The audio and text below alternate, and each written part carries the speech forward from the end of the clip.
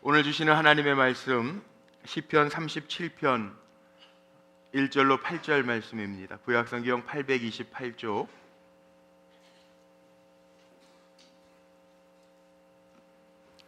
시편 37편 1절로 8절에 있는 말씀 찾으셔서 교독하시겠습니다.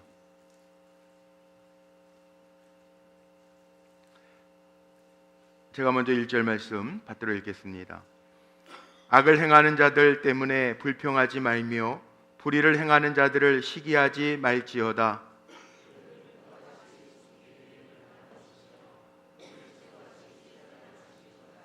여호와를 의뢰하고 선을 행하라. 땅에 머무는 동안 그의 성실을 먹을거리로 삼을지어다.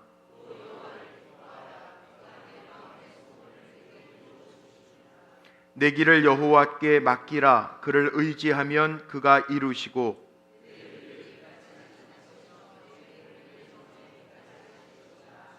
여호와 앞에 잠잠하고 참고 기다리라. 자기 길이 형통하며 악한 꾀를 이루는 자 때문에 불평하지 말지어다. 분을 그치고 노를 버리며 불평하지 말라. 오히려 악을 만들 뿐이라. 아멘. 오늘 이른 아침부터 하나님 전에 나와서 예배하는 우리 귀한 성도들의 삶 속에 기쁨이 충만하시기를 주님의 이름으로 축복합니다. 인간적인 세상적인 데에서 얻어지는 유쾌함이 아니라 하나님은 하나님의 은혜 안에서 우리에게 기쁨을 주시기를 원하십니다. 우리가 하나님을 기쁨 삼고 또 우리의 삶이 하나님의 기쁨 되어지는 삶이 되어지기를 간절히 소망합니다. 우리가 인생을 살면서 곰곰이 생각해 보면 기뻐할 일들보다 근심이나 염려거리들이 더 많이 있는 것이 우리의 인생길입니다. 그런데 이런 생각이 드는 이유는 왜 근심이 많을까, 왜 염려가 많을까라고 하는 생각이 드는 이유 가운데에는 우리가 세상적인 일들, 환경이나 또 사람들을 보면서 기쁨을 추구하려고 하기 때문에 그렇습니다. 우리 크리스천은요, 우리의 기쁨은 어디에서 오는 거느냐? 세상의 환경이나 일들이나 사람과의 관계에서 오는 기쁨이 아니라 우리가 추구하는 기쁨은 하나님께로부터 오는 은혜의 기쁨인 줄로 저는 분명히 믿습니다. 성경 말씀에 보면 우리가 잘 아는 느헤미야 8장 10절에 이런 말씀이 있습니다. 여호와를 기뻐하는 것이 너희의 힘이니라. 하나님 기뻐하면서 사십시오. 하나님의 뜻이 그겁니다. 우리가 기쁨으로 채워야 되는데 세상적인 기쁨으로 채우는 게 아니라 하나님이 주시는 기쁨으로 채워지시기를 바랍니다. 그게 우리의 힘입니다. 성경에 이런 말씀이 있습니다. 마음의 즐거움은 양약이라도 심령의 근심은 뼈로 마르게 하느니라. 근심은 우리를 상하게 한대요. 주님 바라보면서 우리의 마음에 주시는 세상에서 얻을 수 없는 평안과 기쁨이 오늘도 이 예배 시간 하나님을 만나는 시간에 우리 사랑하는 성도들에게 가득 부어지기를 간절히 소망합니다. 하나님이 주시는 기쁨은 세상 것하고 다릅니다. 그래서 시편 4편 7절 말씀에 보니까 주께서 내 마음에 두신 기쁨은 그들의 곡식과 새 포도주가 풍성할 때보다 더하니이다. 세상 사람들은 세상의 것들을 가득가득 채우면서 기뻐할지 모르지만 우리에게는 주님이 주시는 기쁨이 있다라고 하는 말씀입니다. 그래서 세상적으로는 악인들이 유쾌하고 형통하게 살아가는 일들을 많이 볼 수도 있는데 그거 부러워하면서 우리의 입술에 불만과 불평을 담지 말라고 주님은 말씀하시는, 오늘 본문의 말씀이 그겁니다.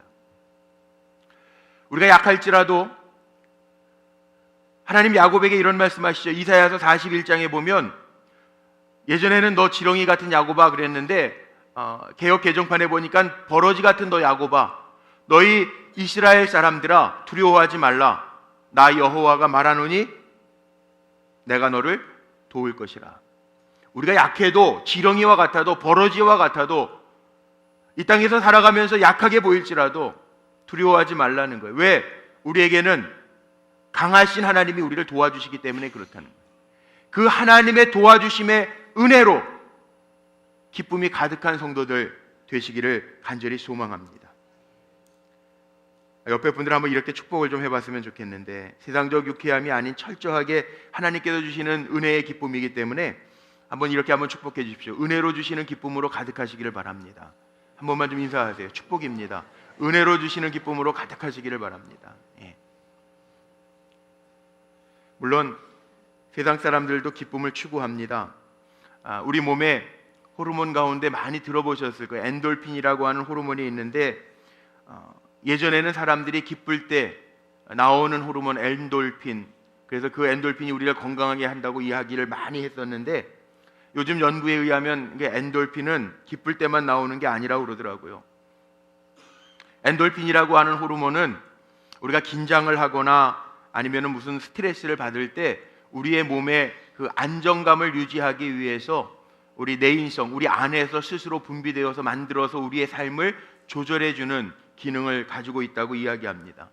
그래서 많은 그 양리학자들, 생리학자들이 그런 연구를 했대요. 그렇다면 우리에게 정말 기쁨을 주고 면역력을 강화해주는 호르몬도 있지 않을까? 세상 사람들도 우리의 기쁨을 더 증진시키고 기쁘게 살아가고 즐겁게 살아갈 수 있는 방법이 뭘까 연구하면서 발견해낸 것이 다이돌핀이라고 하는 그 호르몬을 또 발견해냅니다. 이거는 엔돌핀보다 4,000배나 더 강력한 마약성 물질이라고 하는데 우리의 몸을 방어하기 위해서 우리 인간 스스로도 하나님 그렇게 만들어 놓으셨다는 거예요. 우리 인간 스스로도 염려나 걱정이나 무슨 공격이 있을 때 우리 자신을 보호할 수 있도록 내적으로 우리 내인성, 우리 안에서 스스로 분비되어서 나오는 그 호르몬들이 있다라고 하는 이야기를 합니다. 그런데 이 다이돌핀은 엔돌핀하고 조금 다른 것이 있는데 이 감정에 기쁨이 있을 때 생겨진다고 그래요. 예를 들면 아이를 낳기를 소망해서 그동안 기도하다가 갑자기 아이가 생겨졌을 때 감정의 기쁨이죠. 감동받아서 나오는 호르몬이 이 다이돌핀이라고 하는 이야기를 합니다. 종교적으로는 이런 거죠. 하나님의 은혜를 받아서 하나님께서 기적과 같은 일들을 행하셔서 내 안에서 감동과 감격이 생겨져서 생겨지는 호르몬이 이 다이돌핀이라고 하는, 그래서 이 다이돌핀이라고 하는 호르몬이 나오면 우리 몸의 면역 체계가 아주 강력한 긍정적인 작용들을 한다고 이야기합니다. 그래서 많은 학자들은 이 감동의 호르몬 다이돌핀을 가리켜서 하나님이 우리에게 주신, 우리 인간의 몸에 주신 만병통치약이라고 하는 그런 이야기도 했다고 합니다. 세상 사람들도 기쁘게 사는 건 참 중요하게 생각합니다. 요즘에 노인문화센터에서 강의하시는, 얼마 전에 제가 만나 뵀는데 어느 장로님이신데 웃음치료사래요. 명함에 보니까 웃음치료사. 웃음이라고 하는 것, 기쁘게 산다라고 하는 게 우리의 건강에도 많은 영향을 주는 것 같아요. 그래서 어떤 우리나라의 유명한 정신과 의사 이시영 박사님도 그런 얘기 하더라고요. 많이 웃는 게 그렇게 좋다고 그래서 암 환자들에게 그런 실험도 했답니다. 많은 좋은 재미있는 코미디 프로그램들을 이렇게 테이프로 만들어줘서 많이 보게 했을 때 암의 진행 상황을 연구한 그런 이야기도 있고, 그래서 스마일 파워라고 하는, 많이 웃고 살자라고 하는 이야기를 합니다. 정말 그런 것 같아요. 많이 웃으면 행복합니다. 그래서 일부러 요즘에 노인문화센터에서는 박수 치면서 크게 웃는, 얼굴에 근육을 움직이고 마음을 펴서 웃는 그런 연습과 훈련도 시킨다라고 하는 이야기를 들은 적이 있습니다. 그런데 그 웃음의 원조가요, 하나님이시더라는 거예요. 인간을 만들어 놓으시고 웃음을 만들어 놓으신 게 아니고요, 하나님이 은혜로 주시는 웃음이 있다라는 거예요. 창세기 21장 6절 말씀에 보면 아이를 도무지 가질 수 없는 사라에게 하나님이 웃게 하십니다. 성경에 이렇게 나와 있습니다. 사라가 이르되 하나님이 나를 웃게 하시니 듣는 자가 다 나와 함께 웃으리로다. 가질 수 없는 상황, 말이 되지 아니하는 상황 속에서 아이를 갖게 하시고 100세, 90세 된 노인이 웃는데 나로 하여금 웃게 하셨다라고 하는 고백을 해요.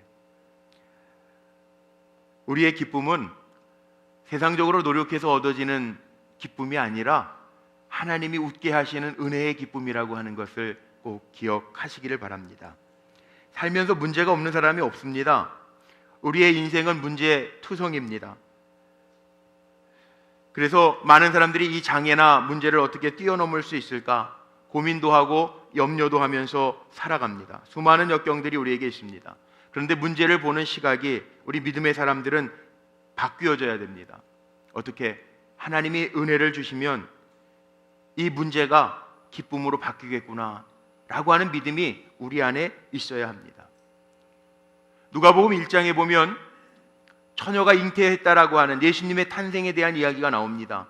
처녀가 잉태를 했는데 천사가 뭐라고 이야기하냐면 이 기쁨의 소식을 너희에게 알려주노니 그래요. 처녀가 결혼하기 전에 잉태를 했어요.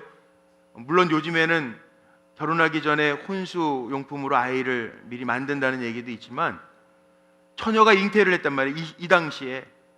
그런데 이걸 기쁨의 소식이라고 이야기합니다. 말이 안 되잖아요.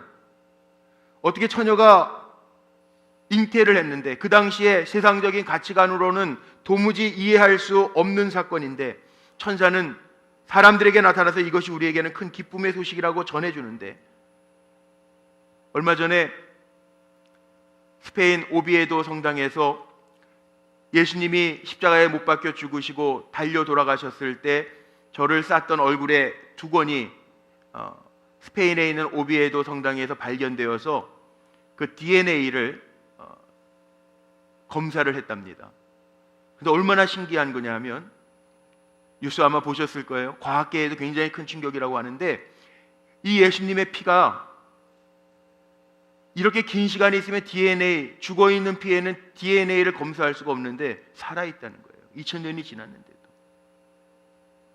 이 DNA를 검사해 보니까 보통 DNA 염색체, 남자 여자 염색체 23개가 만나서 46개의 염색체가 짝을 이루어지고 있는데, 이 예수님의 두건, 예수님의 시체를 쌌던 피 묻은 두건을 검사해 보니까 피가 살아있을 뿐만 아니라 여기에는 남자 없이 잉태했다는 23개의 염색체밖에 발견되지 않았다라는, 이게 얼마 전에 나온 뉴스입니다.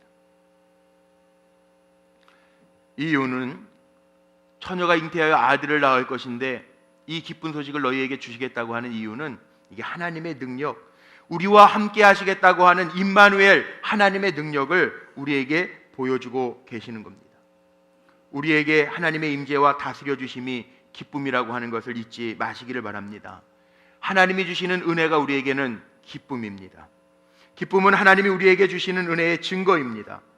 우리에게 은혜의 깊이가 더해 갈수록 기쁨의 깊이도 더해 갈 줄로 믿습니다. 그래서 우리에게는 하나님의 은혜가 있으면 돼요. 하나님의 은혜가. 미국의 로버트 콥이라고 하는 목사님이 은혜를 이렇게 표현해 놨어요. 비유로, 조크로 얘기해 놓으셨는데 정말 마음에 와닿더라고요. 친한 여자 두 친구, 너무 심각하게 듣지 않으셔도 돼요. 조크입니다. 친한 여자 두 친구가 있었는데, 두 여자 친구가 있었는데 같은 날 교통사고를 당했습니다. 그래서 천국에 갔습니다. 천국에 도착했는데 베드로 사도가 천국에 대한 오리엔테이션을 합니다. 두 처자에게 여기에서 뭐든지 자유를 누릴 수 있는데 단 한 가지만 조심하면 된다. 오리를 밟으면 안 된다. 오리를. 그러고 보니까 눈에 전부 다 보이는 게 오리들이에요. 오리를 조심해서 다녀요. 오리를 밟으면 안 된다 그래서. 근데 아무리 조심해서 다녀도 그 두 친구 가운데 한 친구가 오리를 밟았어요. 그랬더니 그 다음날 베드로 사도가 아주 못생긴 남자를 데려와서 이 처자하고 이렇게 묶어놓습니다. 그리고 영원토록 이 남자하고 살아야 된다고 그렇게 이야기를 합니다. 남은 여자친구는요, 야, 이 정말 오리 밟으면 큰 벌을 받는구나, 안 되겠다 싶어서 눈에 불을 피고 오리를 안 밟는데 전심을 다했다 그래요. 그런데 어느 날 갑자기 정말 잘생긴 남자를 데려와서 그 여자하고 이렇게 묶어놓는 거예요. 이해가 안 되잖아요. 그래서 정말 그 남자에게 이렇게 얘기해요. 당신같이 잘생긴 사람이 어떻게 나한테 왔는지 모르겠다고. 오마이갓 그랬대요. 그랬더니 이 남자가, 그래 나도 잘 이유를 모르겠는데 내가 어제 오리를 밟은 것밖에 없다고 그렇게 얘기하더래. 그런데 은혜가 이거라는 거예요. 은혜가. 은혜라는 게 이런 거예요. 내가 노력해서 얻는 거는 은혜가 아니고 보상이고 대가예요. 우리는 어떤 사람들이냐면 은혜의 사람이라는 거예요. 죄인임에도 불구하고 오늘 이렇게 주님의 전에 나와서 예배할 수 있음이, 이게 은혜입니다. 저도 그렇게 생각돼요. 저같이 부족한 사람이 하나님의 귀한 자녀들 백성들 앞에서 하나님의 말씀, 세상의 말도 아니고 하나님의 말씀을 맡아 전할 수 있음이 저긴 은혜더라고요. 우리는 노력과 내가 노력하고 수고해서 얻은 대가로 사는 사람, 보상받아서 사는 사람들이 아니고 은혜로 사는 사람들이라는, 그 은혜가 우리에게는 기쁨이라고 하는 이야기입니다. 세상에서 주는 기쁨과 다른 이유가 여기에 있습니다.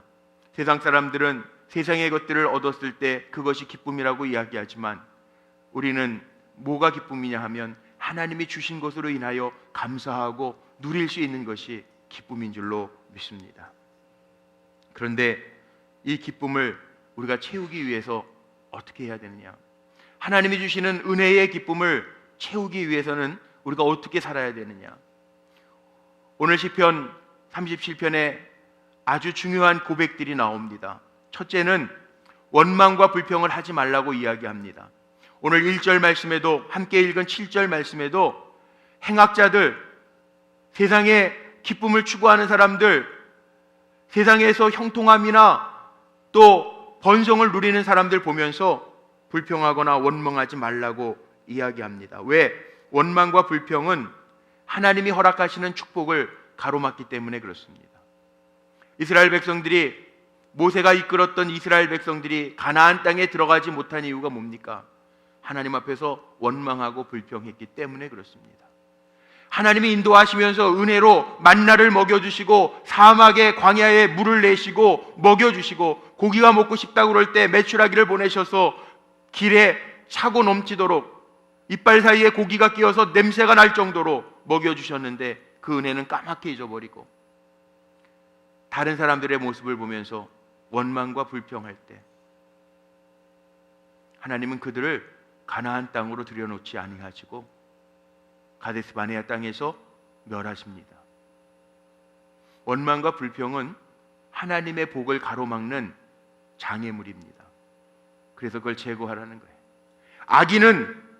악인은 하나님의 다스림을 인정하지 않는 사람이지만, 하나님 앞에 맡기지 못하는 사람이지만, 악인은 하나님의 날개의 그늘 아래 살면서도 감격이 없는 사람이지만, 의인은 하나님을 의지하는 사람이라는 거예요.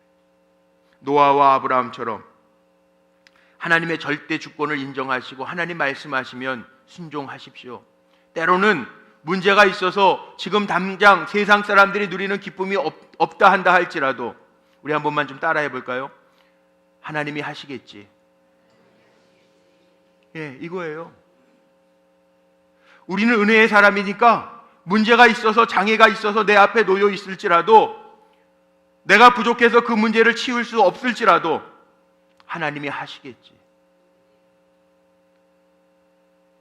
이 믿음으로 나아갈 때 하나님이 행하시는 일들이 우리에게 보여질 줄로 믿습니다.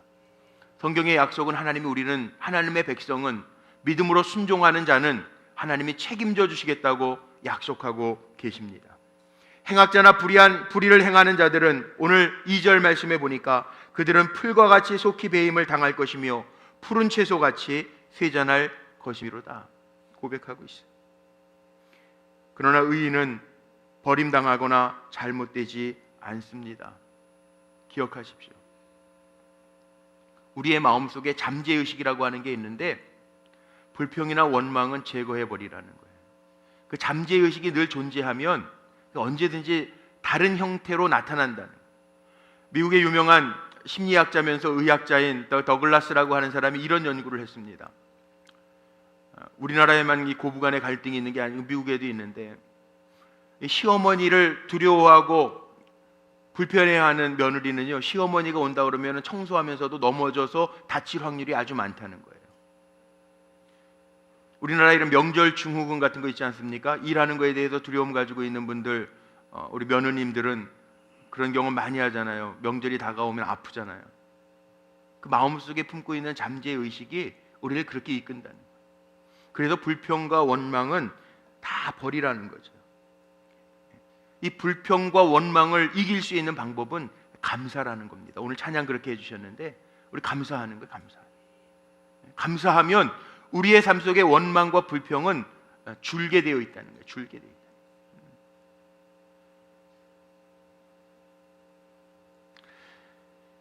나를 괴롭게 하는 모든 원망과 불평을 버리시기를 바랍니다. 그리고 감사할 수 있으면 마음의 병을 고칠 수 있다. 한날을 살면서 그렇게 해보십시오. 감사하는 것. 내가 얼마나 내 입술에 원망과 불평이 체하여지고 감사하는가. 감사할 수 있으면 하나님 주시는 기쁨이 우리 안에 있다는 것. 그래서 기쁨을 얻으려면 오늘 1절 말씀이 시작하면서부터 그렇게 원망과 불평을 제하라고 말씀하고 있어요. 둘째는 우리가 하나님의 주시는 은혜의 기쁨을 채우기 위해서는 하나님을 기뻐하면 됩니다. 그래서 오늘 4절 말씀해 보니까 여호와를 기쁘게 하라고 하십니다. 기쁨으로 사는 것 참 중요한데 하나님을 기쁘시게 하면 모두가 기쁠 수 있기 때문에 그래요. 루터라고 하는 종교개혁자는 성도는 하나님의 은혜 때문에 기뻐하는 사람이라고 그렇게 정의를 내립니다. 성도는 누구냐? 하나님의 은혜 때문에 기뻐하는 사람이 성도라는 거예요. 그럼 내가 정말 하나님의 구별된 백성인가?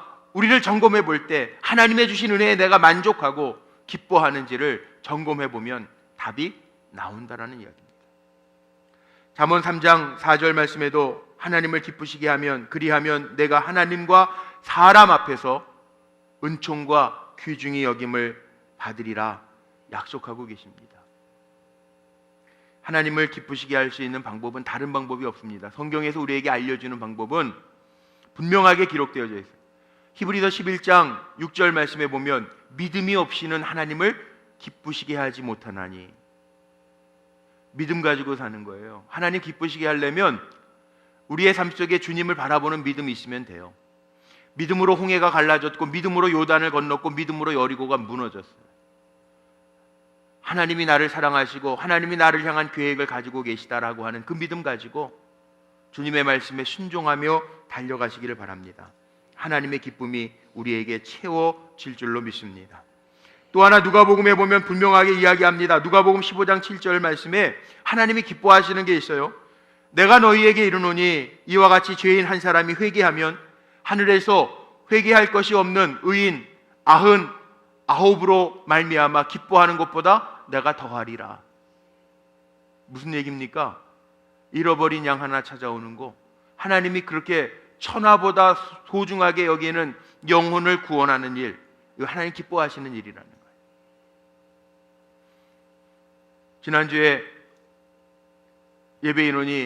우리 작년 예배인원이 금년에 저희 그렇게 기도하고 있었는데 장로님들하고도 1200명 가까운 분들이 예배를 드렸어요. 근데 하루만 하고 그치는 게 아니에요. 영혼 구원의 문제는 우리가 하루 하고 안 하는 일이 아니에요.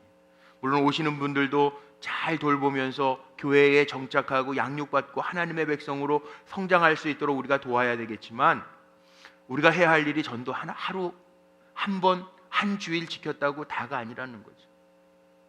믿음으로 살아가며 나에게 주신 은혜의 감격을 나눌 때 하나님 기뻐하신다라고 하는 거 기억하며 사시기를 바랍니다.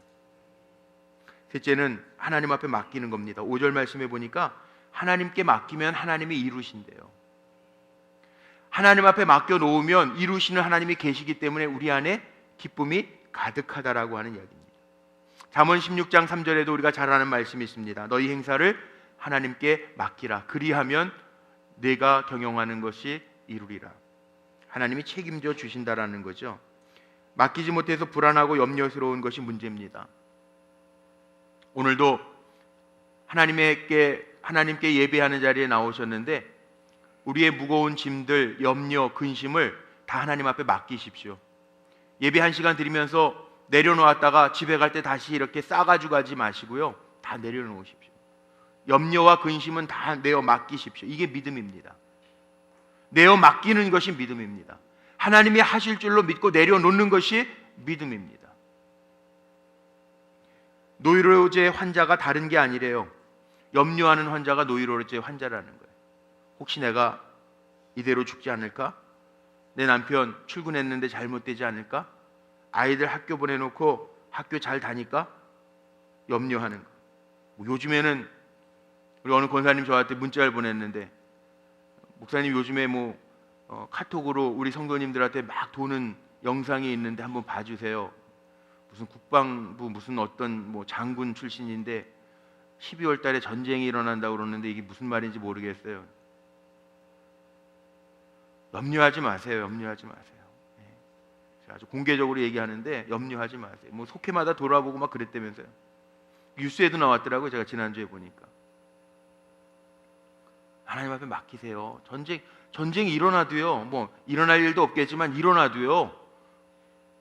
여러분 하나님은 우리의 하나님이시잖아요. 아버지 하나님이시잖아요. 염려할 거 없어요. 오늘 말씀 속에도 있습니다. 제가 그 뒤에는 안 읽었지만 시편 37편 12절 그쪽 뒤에 보면요. 하나님을 신뢰하는 사람들에게는 환난 날에도 부끄러움을 당하지 아니하리라. 환난이 없다라는 게 아니라 살아가면서 세상적인 환난이 올 때도 있지만 하나님의 백성은 하나님 책임져 주신다고 그랬어요. 미리 걱정하고 염려하고 어떡하나, 지구의 종말이 오면 어떡하나. 그럴 시간 있으면 하나님 앞에 엎드려 기도하면 돼요. 걱정하지 마세요. 염려하지 마세요. 우린 다 하나님의 것이라고요. 안심하십시오. 맡기지 못하는 것이 문제입니다. 하나님 앞에 다 내어 맡기면 세상적인 걱정은 사라지고 하나님 우리에게 주시는 세상에서 얻을 수 없는 기쁨과 평안을 더해 주실 줄로 믿습니다. 넷째는 하나님을 의지하는 겁니다. 사람을 기대해봐야, 사람을 믿어봐야 소용없습니다. 일찍이 다윗은 시편 118편에서 이런 고백을 합니다. 여호와를 의지함이 사람을 신뢰함보다 나으니라. 주님만 의지하며 사시기를 바랍니다. 하박국 선지자가 고백했던 것처럼 우리 가운데 전능하신 하나님이 계십니다. 구원을 베푸신 하나님, 우리 때문에 기쁨을 이기지 못하신 하나님이 계시다고. 그 하나님을 의지하며 사시기를 바랍니다. 어린아이가 아빠 엄마를 의지하듯이 어린아이처럼, 순전한 어린아이처럼 하나님의 손을 놓지 않으려고 붙잡고 나아가십시오. 하나님은 의지하는 자를 기뻐 받으십니다. 마지막으로 인내하는 사람에게 하나님의 주시는 은혜의 기쁨이 있다라는 거예요. 7절 말씀해 보니까 여호와 앞에 잠잠하고 참고 기다리라고 말씀합니다. 우리가 살다 보면 기다리지 못해서 응답받지 못할 때가 참 많이 있습니다. 삶의 기준을 나에게 두기 때문에 그렇습니다. 우리의 기준은 하나님께 있습니다. 기준은 움직이지 않습니다. 우리의 기준은 하나님께 있습니다. 하나님이 하시는 게 가장 정확한 겁니다. 내 시간에 이루어지지 않았다고 염려할 것도 없습니다. 하나님은 이사야서에서 이렇게 고백해요. 사막에 강을 내시는 분이 하나님이세요. 광야에 길을 내시는 분이 하나님이시라고요. 그러면 그 하나님을 믿고 끝까지 인내하며 달려가면 하나님 주시는 기쁨이 우리 안에 차고 넘칠 줄로 믿습니다. 말씀을 정리하며 마치려고 하는데, 우리에게 채워져야 할 기쁨은 세상의 유쾌함이 아니라는 거예요. 기억하십시오. 세상의 기쁨 따라가려고 하지 마십시오. 세상의 기쁨을 따라가려고 하니까 세상의 기쁨을 누리는 사람이 부러워서 원망하고 불평하는 거예요. 나는 왜 이럴까? 우리에게 주시는 기쁨은, 우리가 채워야 할 기쁨은 하나님이 주시는 은혜의 기쁨이라는 거예요. 내가 잘나서 받는 건 대가입니다. 그러나 내가 부족하고 모자름에도 불구하고 하나님이 주시는 은혜가 있음을 기억하며 그 은혜를 누리는 귀한 성도들이 되시기를 주님의 이름으로 축복합니다.